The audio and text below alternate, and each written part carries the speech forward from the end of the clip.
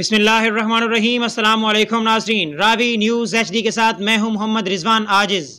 जड़ावाला का एक दफ़ा फिर रुख करेंगे, जहां पर हमारे नुमाइंदा खिज़र शफीक की रिपोर्ट के मुताबिक जड़ावाला शहर और गिरदो नवाह में सब्ज़ियों की कीमतें आसमान पर पहुंच गईं। शहरी महंगे दामों सब्ज़ियां ख़रीदने पर मजबूर हो चुके हैं। रेट लिस्ट दुकानों पर मौजूद नहीं, इंतज़ामिया नाकाम नज़र आ रही है। दुकानदार अपनी मन मर्जी करते हुए महंगे दामों सब्ज़ियां फ़रोख्त कर रहे हैं, जबकि शहरियों ने आला हुकाम से फौरी नोटिस लेने का मुतालबा कर दिया है।